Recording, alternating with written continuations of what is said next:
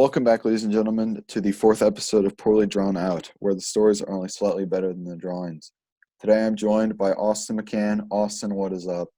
What's good? I'm glad to be here right now. Happy to hear it. So today I'm going to be sharing a little story. Curtis has heard this story before in our lovely speech class. Quite a fun time back then. It was. So basically this story starts off, I was 15 and my family decided to go to Gatlinburg, Tennessee. This is the middle of Tennessee. It's in the middle of the woods. There's absolutely nothing to do there except for old people to get drunk at whiskey bars, and that is about it. So 15-year-old me is very bored. It's just me, my other sister Jessica, and my dad, because my dad's a beast.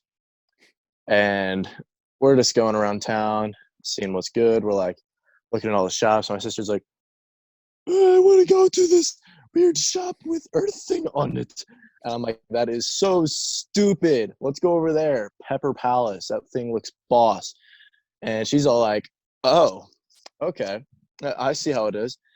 Little backstory. My sister is insane with spicy foods. And I've always been jealous of it. She could French kiss a dragon full on tongue smooching and be like, oh yeah, it has a little bit of a kick to it.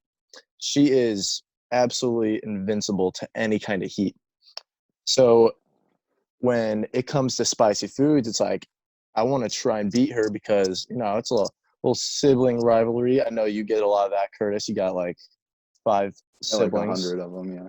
Anyway, so this was like my chance to like best her at something. So I was like, yeah, let's go in here. Let's see what they're about.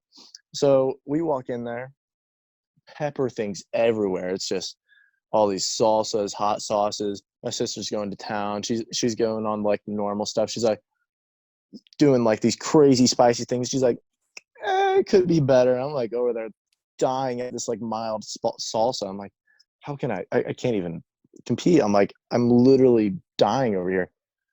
So finally I muster up the strength, just absolutely flexing over there. I'm just like, I need to do something over the top. And my eye catches this giant sign. It says Carolina Reaper salsa, like big, daunting letters. I'm like, that looks sick. I walk over there. I'm like, this has to be, I call my sister. I'm like, hey, get over here. Watch me eat this. She's like, you are going to die. I'm like, no, I'm fine. So those like little like when you're doing a little salsa tasting, you get those scoops, like the little tortilla chip scoops. I don't know what they're actually called. Yeah. So normally people will like put a little bit on there. I put the whole thing. Mistake number one. I filled it to the brim, the Yankee with no brim. I filled it to the top with this Carolina Reaper salsa. Oh, brother, whoa, now you got too much dip on your chip. And I'm not the smartest person in the world. I will admit that. I didn't realize that the Carolina Reaper was the hottest pepper in the world. It's a pretty big no-no. I probably should have known that, but it had flames on it and it looked totally rad. It's like when you're a 4-year-old and you see that one truck driving down the road, it's got the flames on it, and you're like, Daddy, that's sick. That was me with this salsa. I'm like, I am going to destroy this. No regrets. Just shoved it down my throat. For a second, I'm like, hey, that's not too bad. I'm looking around at her. I'm like, hey, I just did that. And all of a sudden, I'm still talking. I'm like, that. I'm like, oh, God. My tongue is completely numb. I can't feel my tongue. What is going on? I'm looking around like, what is this? What is going on? I feel like Adam Sandler right now. I look back at the sign. It has all these warning signs all over it. I completely missed that in the first place. It's like, do not eat unless ready for it. 18 and up only.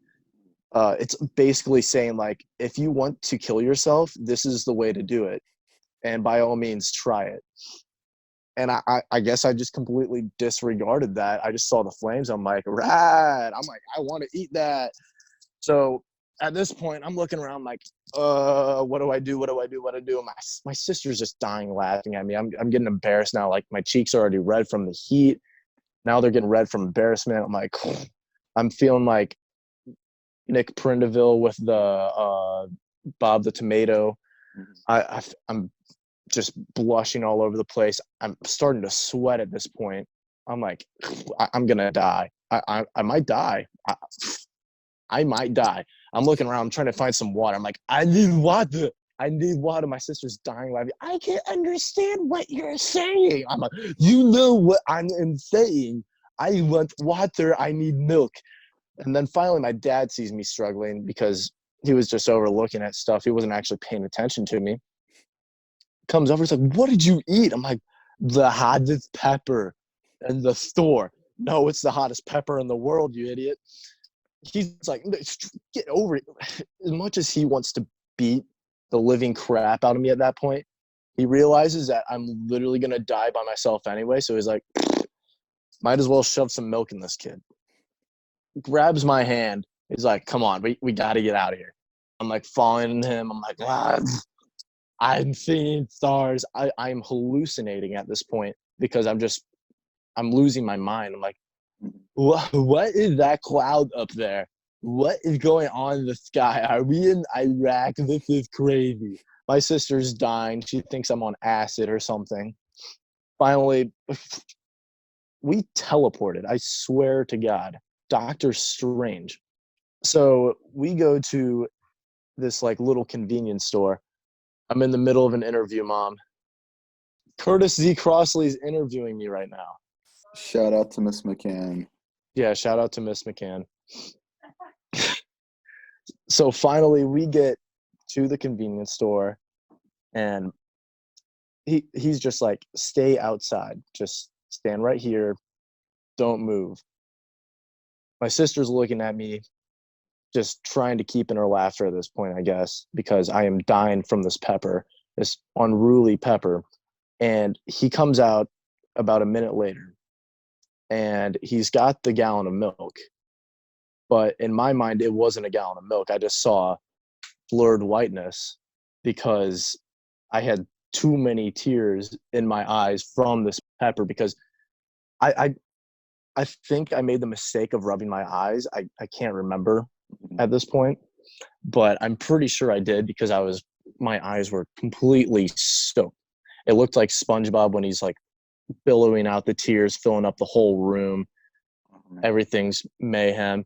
And I'm looking at him like, is that a chocolate bar? I can't tell what that is right now.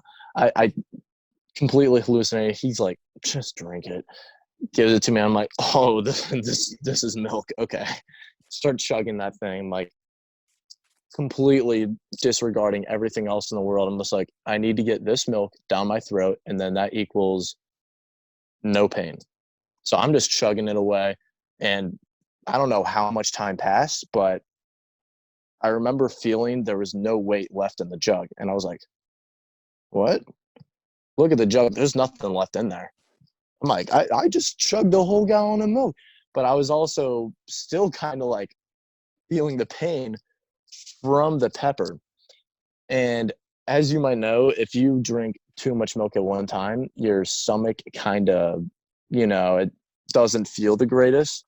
Right. So the combination of the hottest pepper in the world and a gallon of milk in my stomach at the same time was like, I feel like I have rocket fuel in my stomach. Like everything is going mayhem. So everything dies down eventually. We get back to the hotel room and I'm laying down. My sister's still making fun of me for it. I'm like, I finally learned the lesson. The moral of the story is that know your limits. Don't try and push what you can actually do. That's what I've basically learned from that. Curtis, I hope that lived up to your expectations and everyone else in the crowd tonight. It exceeded my expectations. That was one saucy story.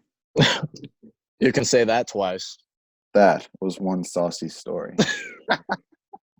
Don't forget to mention the channel to your parents and grandparents. We are very close to 100 subs, and all demographics are welcome. Until Make next fake time. accounts for your dogs and kittens. Yes, fake Subscribe accounts to are us. welcome. That is all for this week, and we'll see you next time.